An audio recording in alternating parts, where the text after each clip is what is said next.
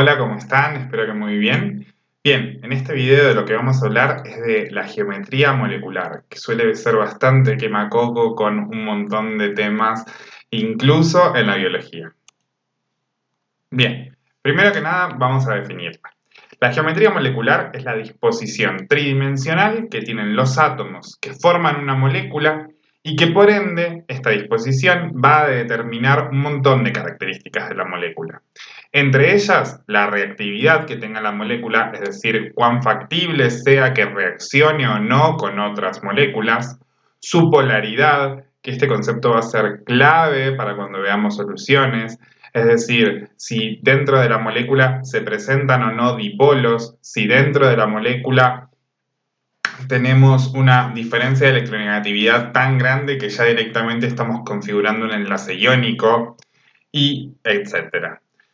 A su vez, la geometría molecular determina la actividad biológica y eso lo vamos a ver muchísimo con la molécula del agua, que si bien tiene una configuración para los libros, se comporta de una determinada manera en la naturaleza. Bien, para predecir la geometría molecular, lo que vamos a usar es la teoría de repulsión de los pares electrónicos de valencia. Es decir, vamos a tener que hacer un esquema con los electrones de valencia que tiene el determinado elemento, el determinado elemento, y lo que vamos a hacer es ver cómo estos electrones pueden repelerse. Fundamentalmente se van a repeler de los otros electrones los electrones que estén apareados, es decir, en forma de pares. Como dice acá, los electrones, enlazantes o no, se repelen la mayor distancia posible. A un electrón de carga negativa no le cabe ni medio estar cerca de otro electrón con carga negativa, porque negativo con negativo se repelen. Básicamente, ese concepto es el que se utiliza para planear la geometría molecular, o para predecir, mejor dicho. Vamos a hablar de estos 5 tipos diferentes de geometría molecular. Por un lado, las moléculas lineares, por otro, las angulares, las tetraédricas, las piramidales y las trigonales planas. Vamos a eso entonces. Por un lado tenemos las moléculas lineales. Las moléculas lineales pueden ser moléculas diatómicas o moléculas triatómicas. Vamos a empezar por esta que es una molécula diatómica. En este caso tenemos N2 o nitrógeno molecular. En este caso tenemos una molécula diatómica donde, al ser exactamente el mismo elemento el que se enfrenta, lo que vamos a tener es un enlace que forma una línea recta y por ende tiene un enlace de 180 grados.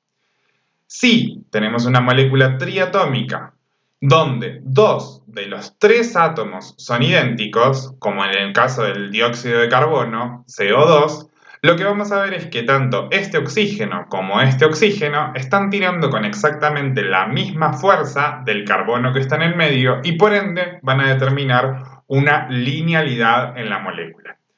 Las moléculas lineales tienden a ser completamente no polares, a no presentar polos, porque justamente de lo que estamos hablando es de que la fuerza es exactamente la misma a cada lado, por eso se forma una línea.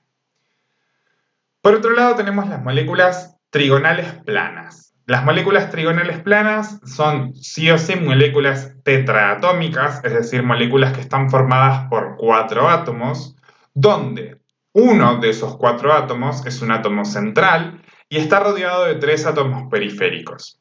Esos 3 átomos periféricos se ubican todos en el mismo plano y si todos estos átomos periféricos son idénticos, van a quedar separados por un ángulo de 120 grados. Entonces, podemos imaginarnos esta figura. Fíjense que todo es un plano. Tenemos un átomo central, que en este caso es el boro, y rodeando al boro y separados de 120 grados, tenemos 3 cloros en el tricloruro de boro. Bien. Con respecto a las moléculas tetraédricas, vamos a decir que son moléculas pentaatómicas, es decir, que tienen 5 átomos, donde uno de esos 5 átomos se encuentra en el centro y está enlazado con 4 sustituyentes. Por ende, la estructura que se forma es un tetraedro. Es esta pirámide de base triangular donde en el centro, flotando en el medio de la pirámide, por así decirlo, está nuestro elemento central y en cada uno de los vértices de esta figura geométrica se encuentra uno de los sustituyentes. En este caso, podemos hablar de dos tipos de moléculas. Por un lado, el metano, donde el carbono está siendo tironeado con la exactamente misma fuerza por 4 hidrógenos, o el amonio, donde el nitrógeno se ve tironeado por también 4 hidrógenos, a pesar de que en este caso tenemos 4 enlaces simples, mientras que en este caso tenemos 3 enlaces simples y un enlace dativo, por eso tenemos un nitrógeno con carga positiva. Esto es un catión poliatómico. Bien, si todos los elementos que rodean al átomo central son exactamente el mismo, va a quedar configurado un tetraedro donde los átomos periféricos van a quedar separados por un ángulo de 109.5 grados. Por otro lado tenemos las moléculas piramidales. Las moléculas piramidales van a ser moléculas tetraatómicas donde uno de los átomos se va a localizar en un vértice superior y los 3 átomos restantes se van a disponer en torno a él, formando un triángulo en un plano inferior. El ejemplo característico de este tipo de moléculas es el amoníaco, donde el nitrógeno va a unirse por medio de 3 enlaces simples a 3 hidrógenos diferentes. Estos hidrógenos van a quedar determinando un plano y el nitrógeno va a quedar elevado de estos. Estos hidrógenos, como son 3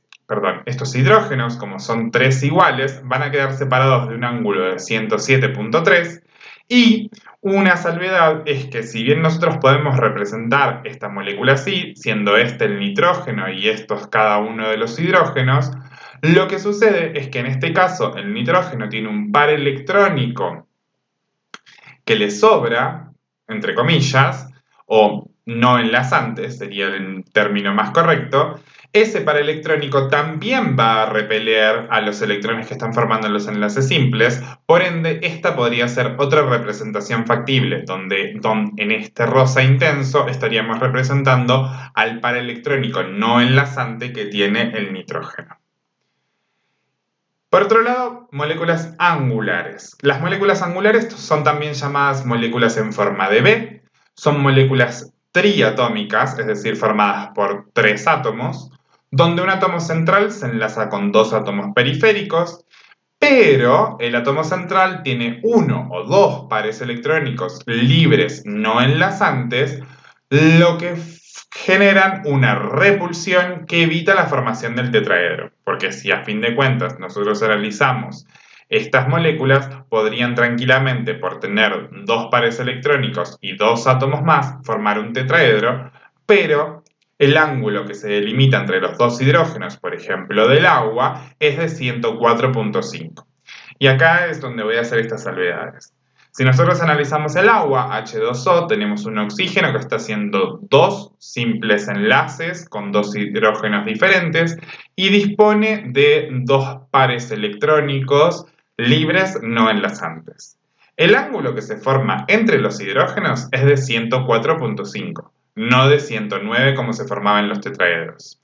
Y eso es justamente porque si bien nosotros podemos dibujar la molécula de agua así, como si fuera un ángulo, la molécula de agua en realidad se comporta como un tetraedro, porque son este y este, que representan los pares electrónicos no enlazantes, van a generar tal repulsión por sobre los hidrógenos que van a hacer que los hidrógenos se acerquen achicando el ángulo que en un tetraedro normalmente es de 109, como lo vimos en esta diapositiva. Bien, espero que les haya servido el contenido, es cortito pero al pie. Pueden seguirme en Instagram, en Patreon, en Twitter, en YouTube. Y esténse atentos que prontamente se vienen novedades acerca de los próximos bloques del curso de Biología Celular y Molecular. Les mando un saludo y espero que anden muy bien.